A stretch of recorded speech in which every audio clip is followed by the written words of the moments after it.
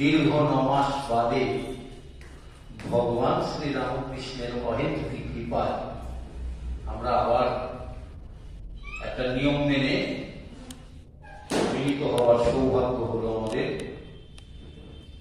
চিরদিন তো সমান যায় না, দুদিন আসে আবার কেটে যায়, রাত আসে আবার সকাল হয়, প্রতি বছরের মতন শুভ নববর্ষ আসে। আমরা দেখতে পাই এই শুভ নববর্ষের মধ্যে আমরা যারা ভগবান শ্রী রামকৃষ্ণ পরিমণ্ডলের একটা ভাব জগতে বিরাজ করি, আমাদের জন্য এই 1 জানুয়ারি দিনটি এক বিশেষ দিন বলে আমরা চিহ্নিত করে রেখেছি। এটিকে আমরা দুভাবে জানি বলতে, আমাদের যারা মহস্য সন্ন্যাসীরা রয়েছেন তারা বলেন ভগবান শ্রী রামকৃষ্ণের আত্মপ্রকাশের অভয়দানের দিন। তিনি আত্মপ্রকাশ করেছিলেন, নিজেকে ওপেন করে দিয়েছিলেন সকলের কাছে। আর আমরা বলি কল্পতরুর দিন। আমরা তো বিষয়ী মানুষ, বিষয় আশয় হিসাব নিকাশ, আমরা কিছু পাওয়ার দিন হিসেবে থেকে কল্পতরুর দিন বলেছি। পুরাণের যে কল্পতরু আছে একটি বৃক্ষ, তাতে দেখা যায় সেই বৃক্ষের কাছে যে যা চায় সেই বৃক্ষ তাকে তাই প্রদান করে, সেই জন্য তাকে কল্পতরু বলা হয়। যা কল্পনা করা হবে তাই সে পাবে, সেই জন্য সেই তরু অর্থাৎ গাছটিকে কল্পতরু বলা হয়। তো ভগবান সেদিনকে কল্পতরু হয়েছিলেন যে যা চেয়েছে, অর্থাৎ গৃহী ভক্তদের জন্য তিনি তার আগল খুলে দিয়েছিলেন। আমরা আমাদের অভিজ্ঞতা দেখেছি, সুনামি বলে একটা বিরাট ঢেউ এসেছিল, ভারতবর্ষকে কাঁপিয়ে দিয়েছিল, বহু মানুষ মারা গিয়েছিলেন। আর এই সুনামিতে ঠাকুর মাঝে মাঝে গান গাইতেন, প্রেম সাগরে কেউ মরে না, মরে বেঁচে যায়। এই যে ভগবানের আশীর্বাদের যে সুনামি, এই সুনামিতে আমরা কেউ মরে গেলাম না, আমরা সবাই তরে গেলাম, অর্থাৎ আমরা সবাই উদ্ধার হয়ে গেলাম। এখন মজা হচ্ছে এই যে কল্পতরু দিবস বা আত্মপ্রকাশের অভয়দানের দিন, যেভাবেই আমি তাকে কল্পনা করি না কেন, যেভাবেই আমি তাকে তার নামকরণ করি না কেন, এই দিনটি ভগবান যে কাজটি করেছিলেন সেই কাজটির একটি তাৎপর্য আমাদের এই বিজ্ঞানের যুগে বসে ভাবতে হবে। আমরা সবসময় সবকিছু আগে পিছে ধনাত্মক ঋণাত্মক ভালো মন্দ বিচার করি। আজকের তারিখের মানুষ বিশেষ করে সবকিছু খতিয়ে দেখে নিতে চায়। এটা ভালো, এটার যেমন ভালো দিক আছে খারাপ দিক আছে। আমি ভালো দিকটা নিয়ে আলোচনা করতে চাই, যে যখন কিছু পাওয়া যাচ্ছে সেটা কি পাওয়া যাচ্ছে, কি পেলাম কি পেলাম না, কোনটা আমাদের নেওয়া উচিত কোনটা আমাদের নেওয়া উচিত নয়, বা কিভাবে গ্রহণ করা উচিত, এই বিষয়টাকে যদি আমরা ভালো করে অনুধাবন করতে পারি, উপলব্ধি করতে পারি, আমরা নিজেরাই সমৃদ্ধ হব। যে ভগবান আমাদের কি দিলেন, আমরা কি আদৌ সেটা নিতে পেরেছি? ঘটনাটা কিরকম ছিল? 1886 খ্রিস্টাব্দে 1 জানুয়ারি দিন দুপুর 3টের সময়, আগের দিন যে মানুষটা উঠতে পারছেন না, একেবারে চলৎশক্তি রহিত যাকে বলে, অর্থাৎ তিনি নড়াচড়া করতে পারেন না, এইরকম একটা শারীরিক অবস্থার মধ্যে রয়েছে, যাকে পাশ ফেরাতে গেলে আরেকজনের সাহায্য নিতে হয়, এইরকম একটা শারীরিক অবস্থার মানুষ, তিনি একটা মিরাকল করলেন, একটা ম্যাজিক করলেন। কি করলেন? তিনি উঠে বসলেন যেন একেবারে সুস্থ মানুষ। তার মুখের মধ্যে যে আভা, যে প্রভাব আমরা দেখতে পেয়েছিলাম, ইতিহাসের পাতায় তার বর্ণনা আছে। সেই দিনকার যে জ্যোতি তার শরীর থেকে বেরোচ্ছিল, তিনি তত্তর করে সেজে গুজে সুন্দর করে সিঁড়ি দিয়ে তত্তর করে নেমে এলেন। যা কোনো সুস্থ মানুষও বোধহয় অত স্পিডে দোতলা থেকে একতলায় নেমে আসতে পারেন না, উনি নেমে এলেন, অবাক হয়ে যেতে হয়। তারপর তিনি পায়ে পায়ে এগিয়ে গেলেন, এবং ছুটির দিন থাকাতে গৃহী ভক্তরা সেই নির্দিষ্ট গাছের নিচে বসে ভগবান প্রসঙ্গ করছিলেন। তার মধ্যমণি ছিলেন একজন ভয়ঙ্কর ব্যক্তি যার নাম গিরিশচন্দ্র ঘোষ, যার বিশ্বাস ঠাকুরের সার্টিফিকেটে লেখা আছে 5 শিখে 5 আনা। এই 5 শিখে 5 আনার অর্থ আমি আমার আগের ক্লাসে নিশ্চয়ই বলেছি, আপনারা যারা আমার ক্লাস শুনে থাকেন। 5 শিখে 5 আনা মানে 100%, একদম 100%। কেন? 5 শিখে হচ্ছে, শিখি মানে হচ্ছে 16 পয়সা, 5 16 80, আর 5 আনা মানে 4 5 20, 80 আর 20 100, 100%।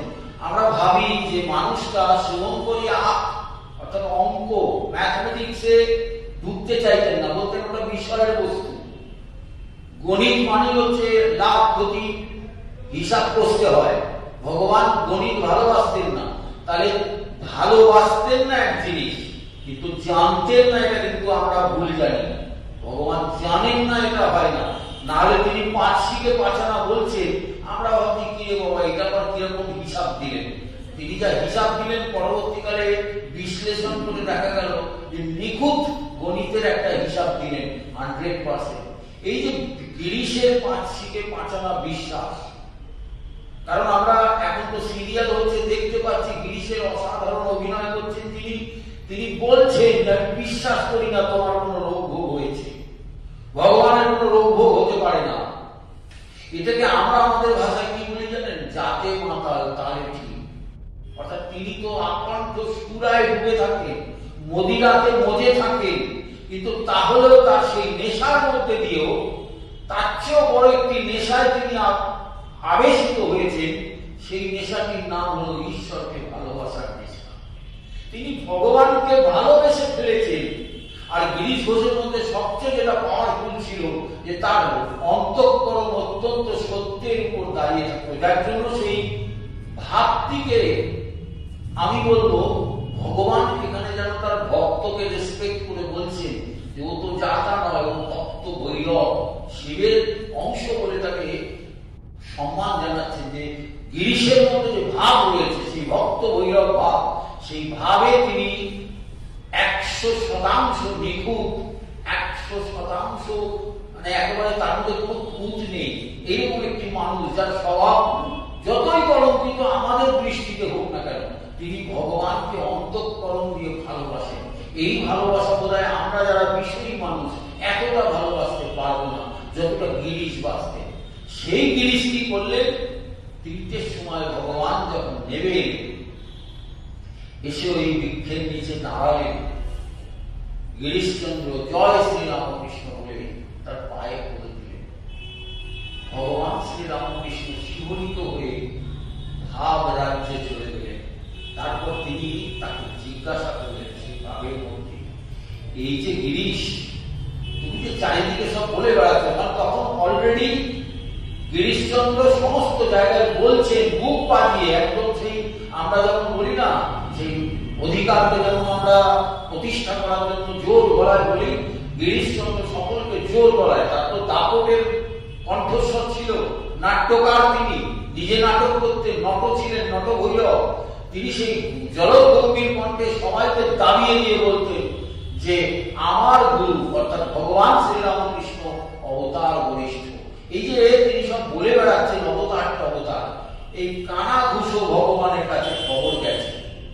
ভগবান এবার তার শিষ্যকে চার্জ করছেন। কিরকম? ভগবান শ্রীরামকৃষ্ণের একটা মজা ছিলেন।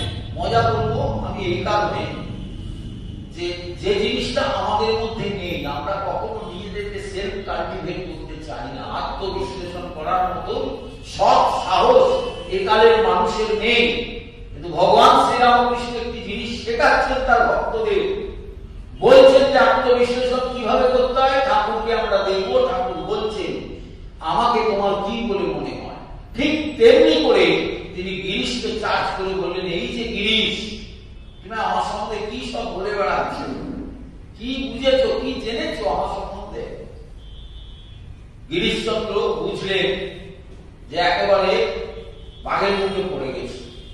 তিনি নতজান হয়ে একদম সত্যি কথাটা বলেন, কারণ তিনি তো সত্যের উপর প্রতিষ্ঠিত। দেখবেন আমরা সাধারণ দৃষ্টিতে বলি, যারা খুব মাতাল হয়, মাতালদের মন ভালো হয়, কারণ মাতালরা কোনো প্যান্ট বোঝ করে না, মনে যা আসে বলে যায়। তো গিরিশচন্দ্র এইরকম একটি মানুষ, মনের দিক থেকে 100% তিনি সৎ মানুষ। তাই ঠাকুর যখন তাকে বললেন, তুমি আমার সম্বন্ধে কি জেনেছো, কি বুঝেছো, যে দুনিয়া বলে বেড়াচ্ছ অবতার টবতার কি সব শুনছি, গিরিশচন্দ্র নতজান হয়ে তারপরে আসল কথাটি বলে দিলেন। বলছেন, ব্যাস বাল্মীকি যার ইয়ত্তা করতে পারে, ব্যাস মানে মহর্ষি ব্যাসদেব, আর মহর্ষি বাল্মীকি আমরা জানি রামায়ণ আর মহাভারত দুটি মহাকাব্যের রচয়িতা। এইরকম মানুষ যখন আমরা দেখতে পাই যে মহাকাব্য লিখছেন, কাকে নির্ভর করে? ভগবানকে নির্ভর করে। পরম পুরুষ পূর্ণ ব্রহ্ম নারায়ণের অবতার রামচন্দ্রকে নিয়ে লিখলেন বাল্মীকি, মহর্ষি বাল্মীকি রামায়ণ, আর ভগবান শ্রীকৃষ্ণকে আধার করে লিখলেন মহাভারত মহর্ষি ব্যাসদেব, কৃষ্ণদ্বৈপায়ন ব্যাসদেব। এই যে ঘটনা, এই দুজন ভগবানকে নির্ভর করে যে মহাকাব্য লিখেছেন, তাকেও তারা ভগবানের ইয়ত্তা করতে পারেননি। গিরিশচন্দ্র তৎকালীন সময়ে প্রাজ্ঞ পণ্ডিত মানুষ, নাট্যকার মানুষ, লেখাপড়া জানা মানুষ, প্রচুর শাস্ত্র পড়েছেন। প্রথমটায় তিনি ঈশ্বরকে বিশ্বাস করতেন না, কিন্তু বাস্তব শাস্ত্রকে তিনি কণ্ঠস্থ করে রেখেছিলেন। শাস্ত্রজ্ঞ মানুষ।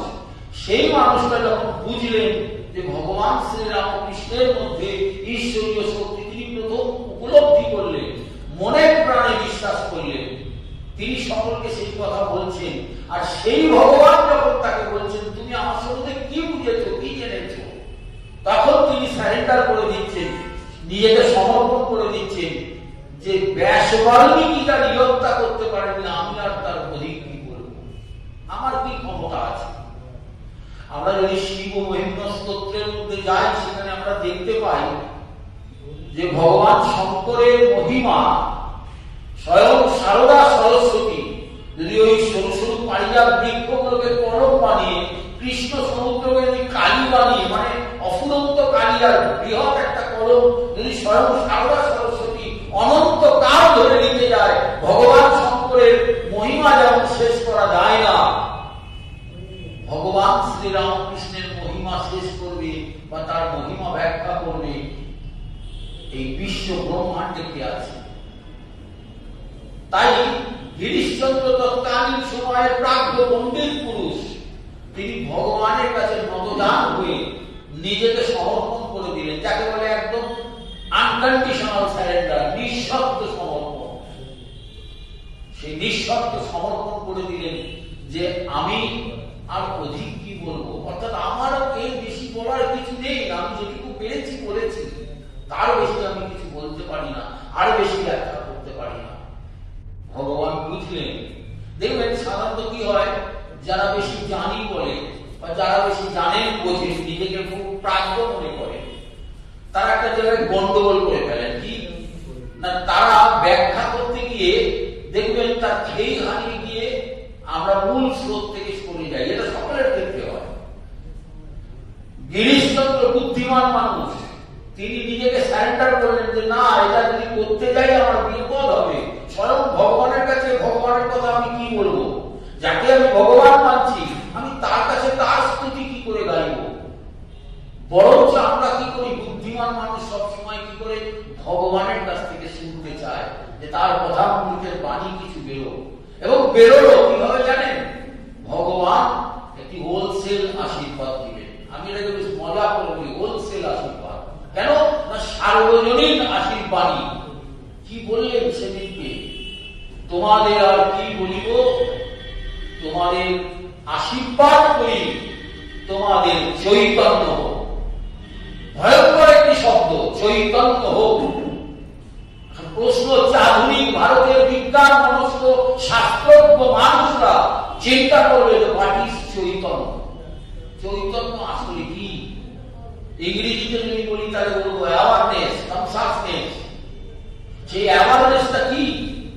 দেখুন, মানুষের জীবনে যদি অ্যাওয়ারনেস না থাকে তাহলে সে মানুষ নয়। ভগবান শ্রীরামকৃষ্ণ রামকৃষ্ণ মানুষের সংজ্ঞা দিচ্ছেন কিভাবে? বলছেন যার মান আছে, যার হুঁশ আছে। মান মানে স্ট্যান্ডার্ড, আর হুঁশ মানে রিয়ালাইজেশন। আমাদের শাস্ত্র বলছে নো thyself, নিজেকে জানো। এই নিজেকে জানা রবীন্দ্রনাথ দারুণ ভাবে লিখেছেন। আপনাকে এই জানা আমার ফুরাবে না, সেই জানারই সঙ্গে সঙ্গে প্রভু তোমায় চেনা। অর্থাৎ আমি যদি আমাকে নিজেকে চিনতে পারি, তাহলে ভগবানকে কিছুটা উপলব্ধি করা যায়। কেন জানেন? কারণ আমার আপনার মধ্যেই তিনি বিরাজিত, তিনি রয়েছেন। এই উপলব্ধি ভগবান শ্রী রামকৃষ্ণ বলছেন, যিনি এই উপলব্ধি করতে পারেন তিনি যথার্থ মানুষ। যার মান আর হুঁশ রয়েছে, এই মান সম্বন্ধে যার হুঁশ রয়েছে, তিনি যথার্থ মানুষ। আর মানুষের জীবনে এক এবং একমাত্র উদ্দেশ্য ভগবান শ্রী রামকৃষ্ণ একেবারে সুর বেঁধে দিয়েছে। বলছেন মানুষের জীবনের টিউনিং কি না, ঈশ্বর সান্নিধ্য লাভ করা। এটা লাভ করতে গেলে যেটা লাভ করতে হবে সেইটি হল চৈতন্য লাভ করা। অর্থাৎ অ্যাওয়ারনেস না হলে আপনি ভগবানকে ফিল করতে পারবেন না, অনুভব করতে পারবেন না। আইনস্টাইন যেমন বলছেন না যে হাওয়াকে দেখেছো, হাওয়াকে দেখা যায় না, ঈশ্বরকে উপলব্ধি করতে হয়। হাওয়া যেমন গায়ে লাগে, ঠান্ডা লাগে, উপলব্ধি হয়, তেমনি ঈশ্বরকে উপলব্ধি করতে হয় নিজের ভেতরে। ভগবান শ্রীরামকৃষ্ণের জীবন যদি আমরা ভালো করে পর্যালোচনা করে দেখি, কত সহজ সরল মানুষটি কত সরল ভাষায় আমাদের কাছে ব্যাখ্যা করতেন। কিভাবে আমরা দেখছি যে তিনি বলছেন এর ভেতর, নিজের শরীরকে দেখিয়ে বলছেন এর ভেতর একজন আছে, মাঝে মাঝে ফোঁস ফোঁস করে। তিনি ফিল করতেন যে তার ভিতরে আছে। আচ্ছা, প্রশ্ন হলো আমরা যারা সাধারণ মানুষ, আমাদের ভেতর কি এরকম ব্যাপার আছে? যদি আজকের তারিখে ভগবান শ্রী রামকৃষ্ণ বেঁচে থাকতেন আর আমি সাংবাদিক হিসেবে যদি তাকে জিজ্ঞেস করতাম ঠাকুর তুমি বলো, ঠাকুর বলতেন আলবাত আছে। কেন জানেন? কারণ শ্রীনন্ত বিশ্বে অমৃতস্য পুত্রা, আমরা যে ঈশ্বরেরই পুত্র কন্যা, আমরা সবাই ঈশ্বরের সন্তান, অমৃত সন্তান। অর্থাৎ বাই জেনেটিক্যালি আমাদের মধ্যে সেই ঈশ্বরীয় গুণাবলী বিদ্যমান, কিন্তু আমাদের মধ্যে জাগে না কেন? মহামায়া আমাদেরকে আবিষ্ট করে রেখেছে। এটা যদি না হোক, এখন সবাই যদি ভগবান হয়ে যায়, এটা তো মুশকিল আছে। একটা পশ্চিমবঙ্গে যদি এখন 9 কোটি লোকের মধ্যে যদি 1 কোটি লোক চিফ মিনিস্টার হয়ে যায়, তাহলে রাজ্য চলবে? মারামারি নিয়ে সেই রকম ব্যাপার। সবার মধ্যে ঈশ্বরীয় ক্ষমতা আসবে না, ভগবান একটা সিস্টেম করে রেখে দিয়েছে। কাদের মধ্যে তাহলে আসবে? ভগবান বলছে যে কোনো জিনিসে ঢুকতে গেলে তোমাকে পরীক্ষা করে আসতে হবে। কার মধ্যে ঈশ্বরীয় ভাব প্রকট হবে? যিনি প্রতিটি জীবের মধ্যে শিবের অবস্থানকে লক্ষ্য করতে পারে। স্বামীজির ওই বাণীটাকে আপনারা মনে করুন, একটা বিখ্যাত বাণী আছে, বলছে আমি সারা জীবন তপস্যা করে এই সার বুঝেছি। মানে স্বামী বিবেকানন্দ সারা জীবন তপস্যা করে একটি সার কথা বুঝলেন। কি সেই সার কথাটা? বলছেন তিনি জীবে জীবে অধিষ্ঠিত হয়ে রয়েছে, জীবে জীবে অধিষ্ঠান করছেন, সমস্ত জীবের মধ্যে এই শিবকে তিনি দেখতে পাচ্ছেন বলেই তিনি একটি বেশ মজার কথা বলেন। বলছেন বাকি ঈশ্বর ঈশ্বর বলে কিছু নেই। অর্থাৎ জীবের মধ্যে যারা আছে তারাই ঈশ্বর। ওই আলাদা করে ঘন্টা মেরে তিলক কেটে সেজে বুঝে ভগবানকে ডেকে ওইভাবে ডেকে আনা যায় না। ভগবানের কোন নির্দিষ্ট মোবাইল নম্বর নেই, কল করলাম চলে এলো। চৈতন্য হলো, দেখুন আজকে কোভিড হয়েছে, কোভিড বেড়ে যাচ্ছে, কন্ট্রোল করা যাচ্ছে না। কেন? চৈতন্য নেই বলে। কারণ চৈতন্য যদি থাকতো তাহলে আমরা আগে প্রথমে স্টাডি করতাম।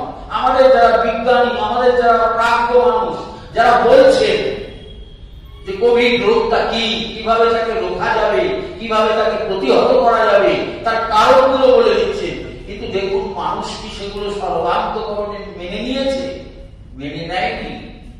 এর অর্থ হচ্ছে ভগবান শ্রীরামকৃষ্ণ 1886 খ্রিস্টাব্দের 1 জানুয়ারিতে আশীর্বাদ তো দিয়ে দিলেন, আশীর্বাদটা নিতে গেলে একটা আঘাত লাগে, ধারণ ক্ষমতা লাগে, নিতে পারার। আমি যদি আপনাকে বলি যে ঠিক আছে আপনি আসুন, আমি 10 লিটার তেল দিয়ে দিচ্ছি আপনাকে, আপনার কাছে আছে হাফ লিটারের একটা কৌটো, আপনি 10 লিটার কি করে দেবেন? নিতে পারবেন না। আঘাতটাকে বড় করতে হবে, অর্থাৎ নিতে পারার মতন ক্যাপাসিটি তৈরি করতে হবে। এই ক্যাপাসিটিটা কিভাবে তৈরি হয়? সাধনার দ্বারা।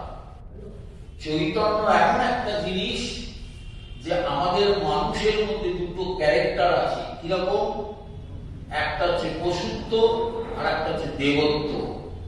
এই দেবত্ব উন্নীত করা, অর্থাৎ পশুত্ব থেকে দেবত্বে উন্নীত হওয়ার যে সাধনা, এই সাধনাটা আমাদের করতে হয়। এই সাধনা করার প্রসেসটার নাম হলো ধর্ম। অসাধারণ। স্বামী বিবেকানন্দ একটি কথা বলেছে, religion is the manifestation of divinity already in man.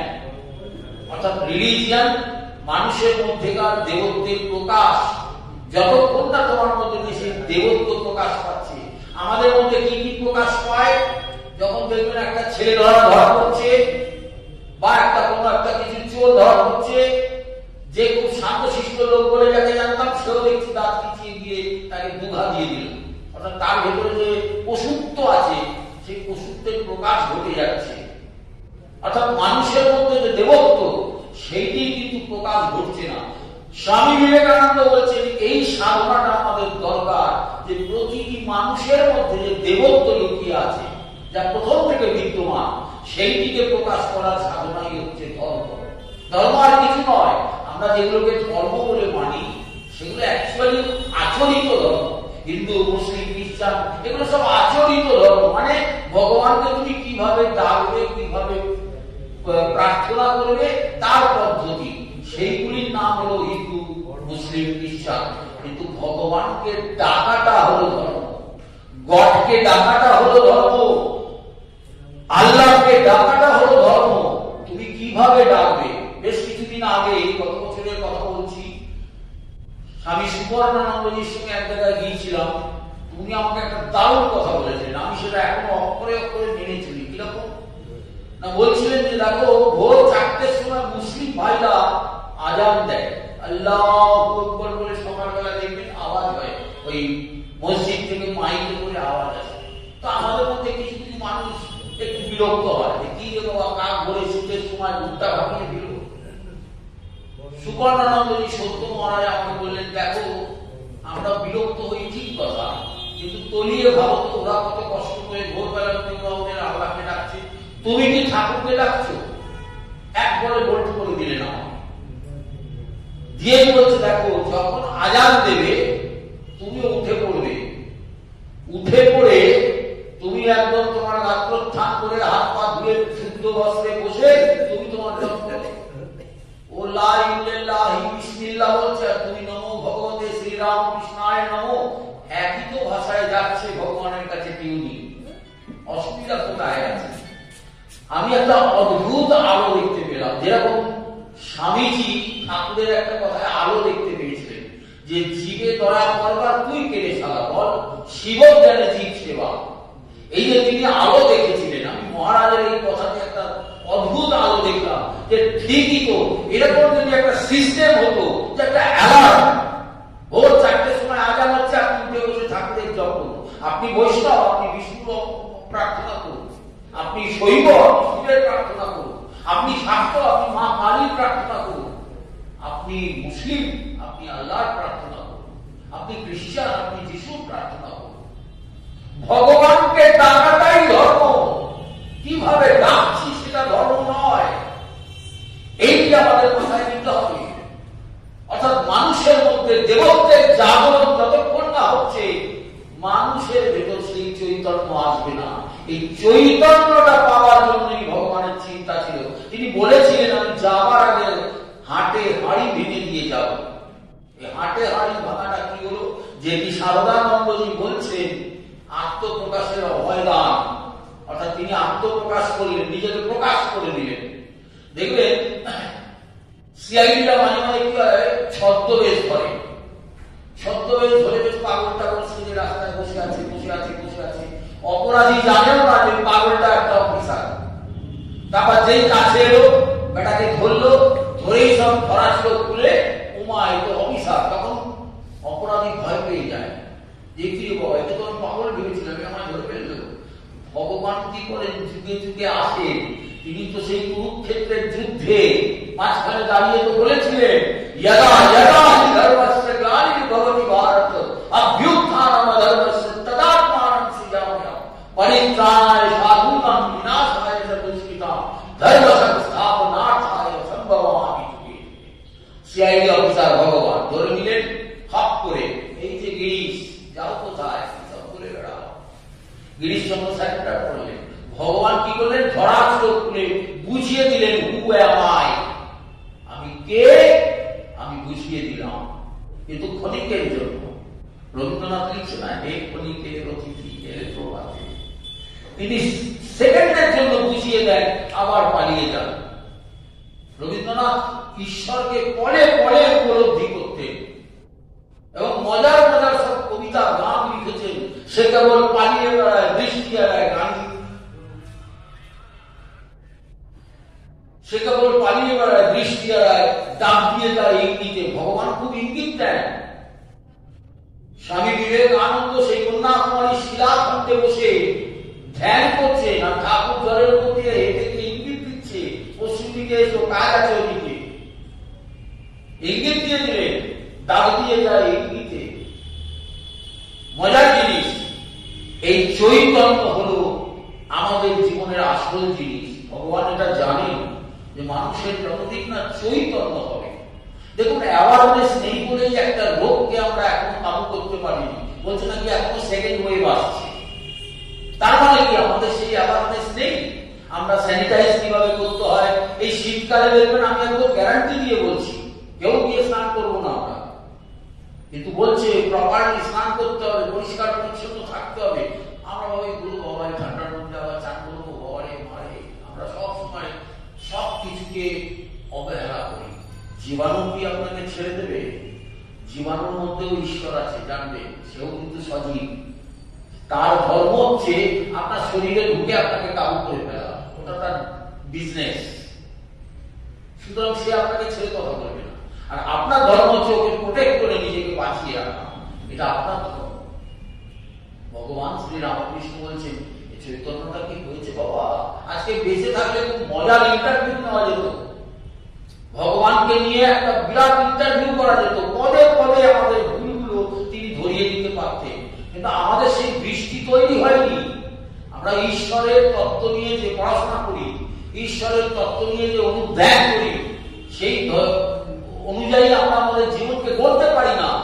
আমরা ধর্মের নামে অনেক কিছু অন্যায় করে ফেলি, যেগুলো করা উচিত না। ধর্ম মানুষকে স্বচ্ছ দৃষ্টি দেয়, ধর্ম মানুষকে খোলা মুক্ত মনের অধিকারী করে। কিন্তু আমরা দেখুন, আমাদের ভারতবর্ষে যদি আমরা দেখি, ভারতকে তাকিয়ে যত ধর্মের দল আছে, সেখানে দেখবেন সমস্ত বদ্ধ মনের মানুষরা রয়েছে, গোড়ামি রয়েছে।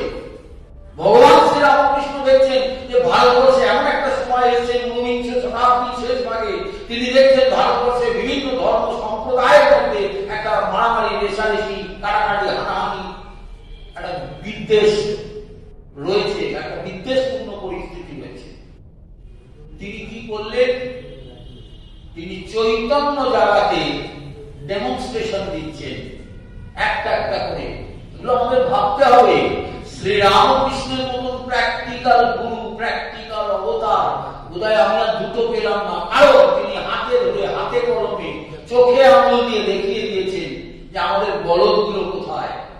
আমরা ধর্ম ধর্ম করে মরি, বিভিন্ন ধর্ম, যে যার ধর্মকে বড় করে দেখতে চাই। ভগবান শ্রীরামকৃষ্ণ জানি না কোনো ধর্ম প্রচার করলেন না, কোন সম্প্রদায় তৈরি করে দিয়ে গেলেন না। তিনি বললেন সব ধর্ম, সব মত, সব পথ ঠিক।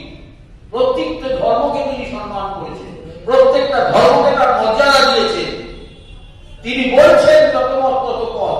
এইরকম ওয়ার্ড অফ ডেমোক্রেসি বোধহয় পৃথিবীতে কেউ বলেননি, কোনো অবতার বলেননি। কারণ তিনি সব ধর্মকে মর্যাদা দিয়েছেন, কাউকে ছোট করেননি। এমনকি দিয়েছেন মানে এমন কাউকে এমনি এমনি দেননি, তিনি নিজে প্র্যাকটিক্যালি প্রত্যেকটা ধর্মের মধ্যে নিজেকে নিয়ে গেছেন, সাধনা করেছেন, সিদ্ধি লাভ করেছেন। তারপরে তিনি আমাদেরকে সিদ্ধান্ত জানিয়েছেন যে দেখো, সব ধর্ম, সব মত, সব পথই এইটি হলো চৈতন্য। না, আমাদের কি চৈতন্য হয়েছে? এই জায়গাটা আমরা কিন্তু বারবার আয়নার সামনে দাঁড়িয়ে, কারণ আমরা বলি না যে আয়নার সামনে দাঁড়িয়ে নিজেকে প্রশ্ন করা উচিত। আমরা যদি নিজেদেরকে প্রশ্ন করি যে ভগবান শ্রীরামকৃষ্ণ যে চৈতন্য দিয়ে গেলেন, মানে আমাদের ভাষায়, মানে একদম যদি একটু চালু ভাষায় বলি, ফোকটে দিয়ে গেলেন, ফোকটে মানে ফ্রি অফ কস্টে চৈতন্য প্রদান করে গেলেন, আমরা তার মূল্য বুঝলাম না। এইটা দুর্ভাগ্য আমাদের, আমরা মূল্য বুঝলাম না। আমার দুদিন আগে একটা ঘটনা বলছে, আমি ট্রেনে করে যাচ্ছি, একটা অন্ধ ছেলে, আমি পরে ওকে জিজ্ঞাসা করলাম, নরেন্দ্রপুরের ছেলে, নরেন্দ্রপুর ব্লাইন্ড স্কুল থেকে পাস টাস করে বেচারা কত ভালো ছেলে, ওই আপনার জয়নগরের মোয়া বিক্রি করছে। তো ও 60 টাকা করে একটা বাক্স বিক্রি করেছে, সেই বাক্স আমি কিনেছি। কেনার সময় আমার পাশে এক ভদ্রলোক বসেছিলেন, তো এক ভদ্রলোক বোধহয় 2 না 3টে নিয়েছে, তাকে বোধহয় 5 টাকা সে জবরদস্তি 5 টাকা কম দিয়েছে। তো ওই যে 5 টাকাটা কম দিয়েছে, কত বড় একটা বিশ্বজয়ের কাজ করেছে। একটা গরিব ছেলে বিক্রি করছে, তাকে আমি 5 টাকা কম দিলাম, বিরাট একটা কৃতিত্বের কাজ করেছে। সেটা জানান দেওয়ার জন্য তিনি ট্রেন থেকে নামার আগে আমার কানে কানে বলে যাচ্ছে 5 টাকা কিন্তু কম দেবেন। কেন ভাই, কি হলো? বলছে না, আমি তো 5 টাকা কম দিয়েছি, আপনিও 5 টাকা কম দেবেন। আমার তখন মাথায় মানে আগুন চলে গেল। আমি বললাম, সিএসসি যখন 200 টাকা বিলটা বেশি পাঠায়, তখন প্রতিবাদ করতে পারে? যত প্রতিবাদ এই গরিব ছেলেটার উপর, ঘুরে ঘুরে চোখ নেই বিচারা, দেখতে পায় না, আপনার লজ্জা করে না? তাদের কাছে চৈতন্যের আশা করেছিলেন ভগবান শ্রীরামকৃষ্ণ। একটা চাষির কাছে যখন আমরা সবজি কিনতে যাই, তার কাছে কত দরদারি করতে হয়, কত দরাদরি করে থাকে, কি করে 3 টাকা কম দিলে যেন আমাদের আত্মার শান্তি হয়ে যায়। আর যখন বড় লোকরা যখন কান মুলে 6 টাকা কিনে নিয়ে যাচ্ছে, সেখানে কোনো প্রতিবাদ করতে পারে না। তোমরা মানুষ। শ্রী রামকৃষ্ণ এই জায়গা করেছেন, যার মান আছে, যার হুঁশ আছে, তিনি মানুষ। এ তো পশুর অধম। এই পশুদের পশুত্ব থেকে দেবত্বে উন্নীত করতে হবে। আমি বলছি না যে তোমাদের উপর আমার কোন খেদ আছে, রাগ আছে, আমার দুঃখ হয়, কষ্ট হয়। হে ঠাকুর, এদের সুমতি দাও, এদের অন্তঃকরণে তুমি জাগাও সেই দেবত্ব। এরা নিজেরা জাগতে পারবে না। ভগবান শ্রীরামকৃষ্ণ ওই 1 তারিখে সকলের মুখে জপ করে তার কুণ্ডলিনী জাগ্রত করে দিয়েছিলেন। আমার স্থির বিশ্বাস 1000 বছর ধরে তিনি এই কাজ করবেন। সকলের অন্তঃকরণে তিনি যেন অলক্ষ্যে সূক্ষ্ম দেহে সকলকে স্পর্শ করে প্রত্যেকের সেই কুণ্ডলিনী জাগিয়ে দিন। মানুষ যেন মারার হুঁশ বলে ব্যক্তি দেবত্ব প্রাপ্ত প্রাণীকে পরিণত হয়। একটি মানুষের প্রতি যদি মানুষের এইরকম চিন্তা থাকে, তাহলে কল্পতরুর সার্থকতা কোথায়? শ্রী রামকৃষ্ণ কত যন্ত্রণা, কত ভক্তদের পাপ, যেমন মহাদেবকে হলাহল পান করতে হয়েছিল, জোরে পড়ে মরে গিয়েছিলেন, যেন তার কত কষ্ট। এই শিব মহাপ্রাণ যারা না পড়েছেন, তারা বুঝতে পারবেন না যে মহাদেবের কত কষ্ট হয়েছিল সেই হলাহল পান করার পর। ভগবান শ্রীরামকৃষ্ণকে এই কল্পতরু করার ক্ষেত্রে হয়তো এই কল্পতরু যদি না হতো, তাহলে 1886 16ই আগস্ট তিনি দেহত্যাগ করতেন না। কারণ ওইটি করার ফলে তার প্রয়াণ, তার চলে যাওয়ার দিনটা এগিয়ে এসেছিল। কারণ তিনি জানতেন যে আমি যখন চলেই যাচ্ছি, নরেনকে তো তিনি দিয়েছেনই, তাতেও যদি আমরা সবাই হয় না, আমাদের হাঁড়িতে দেখবেন ভাত যখন শেষ হয়ে যায় 2-4টে লেগে থাকে, সেটুকুও তিনি নিয়ে যাননি। আপামর ভক্তকে তিনি বিলিয়ে দিয়ে গেছেন, নিজেকে রিক্ত করে, তার ভাষায় সর্বস্ব দিয়ে ফকির হয়ে গেলেন। কিচ্ছুটি তিনি নিয়ে যাননি, সর্বস্ব নিজেকে উজাড় করে দিয়েছেন জগতের জন্য। তবে তো তিনি ভগবান। ভগবান শ্রীরামকৃষ্ণ বলছেন যে যার রূপ আছে তিনি রূপবান, যার যার ধন আছে তিনি ধনবান, আর যার ভব অর্থাৎ ঈশ্বরীয় ভাব আছে, ঐশ্বর্য আছে, তিনি তো ভগবান। অর্থাৎ যিনি জনে জনে ঈশ্বরকে দেখতে পান। আমাদের সেই দৃষ্টি খুলছে না। আমি তো ঠাকুরের কাছে প্রার্থনা করি, ঠাকুর এরা জাগবে না।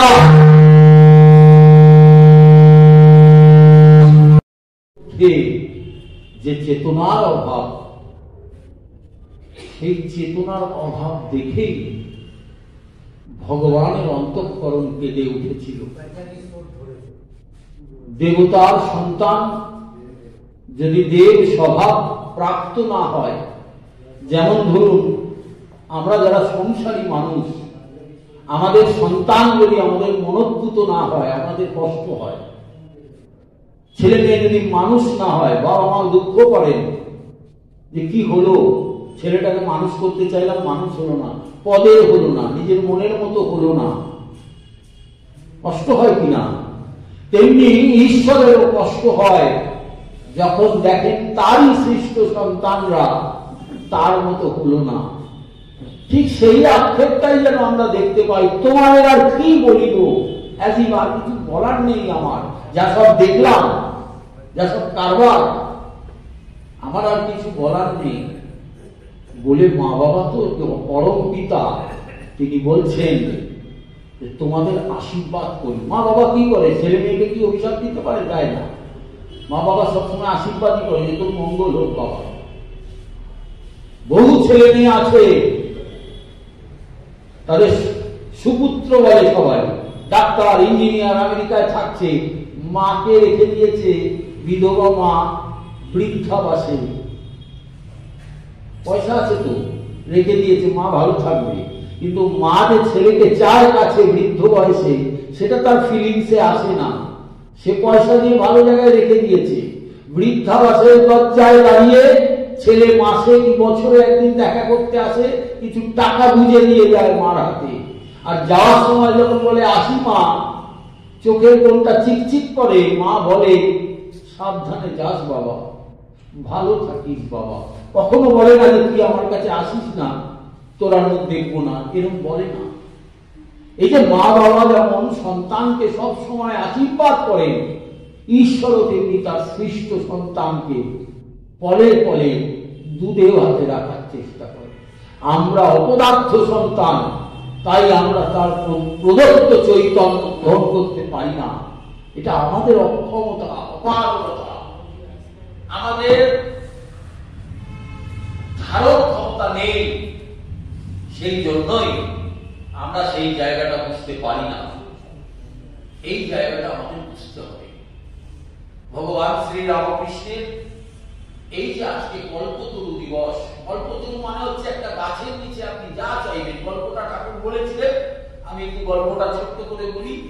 একজন একটা কল্পতরু গাছ, সে জানে না গাছটা কল্পতরু, তার নিচে শ্রেষ্ঠ ভাবছিল আহারে একটু যদি বেশ নির্মল হাওয়া আসতো। গাছ তো সঙ্গে সঙ্গে তার নির্মল হাওয়া আসতে আরম্ভ করল। যেই হলো মানুষের স্বভাব কি, খেতে পেলে শুনতে চায়, শুনতে পেলে বসতে চায় না, এরকম একটা ব্যাপার আছে না।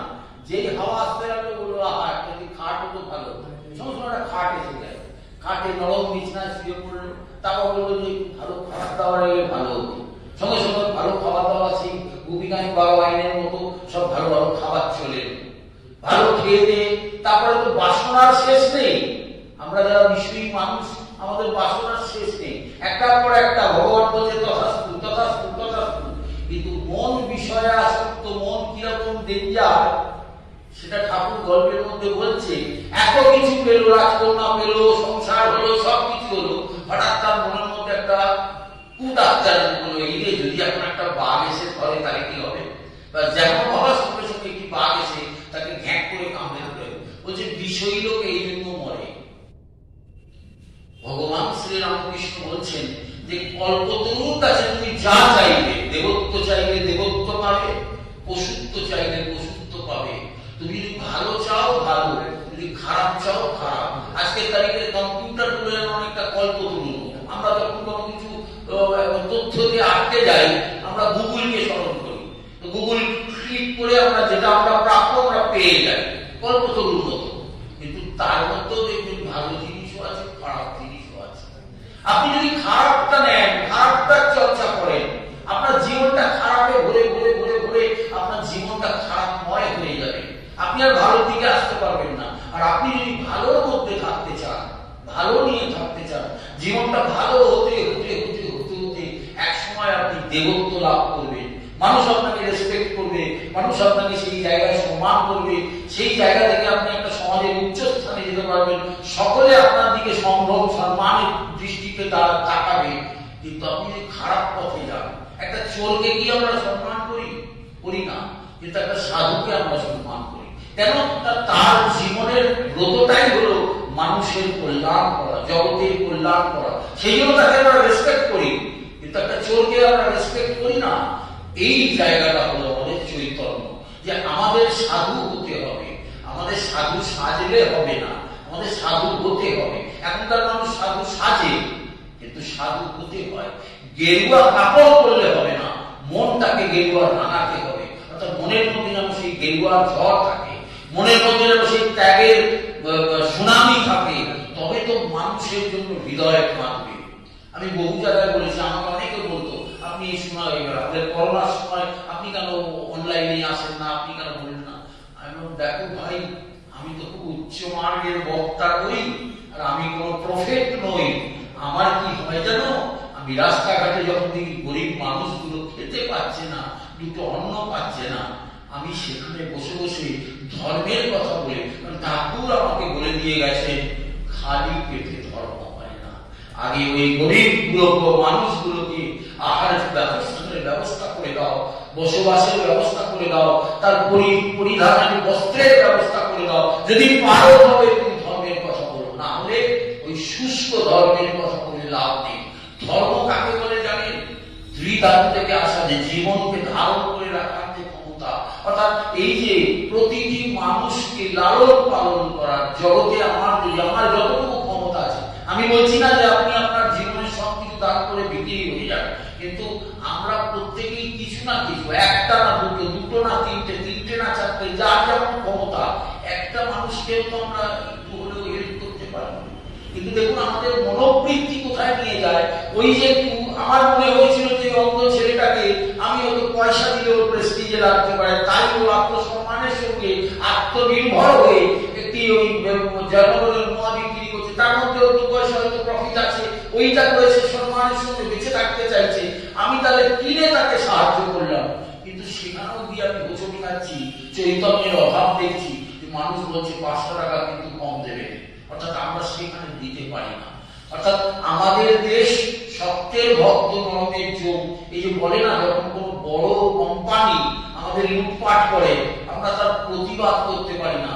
আমরা দেখতে পাই যে স্বামীজিকে যখন কেউ এরকম করেছিল, স্বামীজি সেই সাহেবের উপর ফেলে দিয়েছিল জাহাজ থেকে।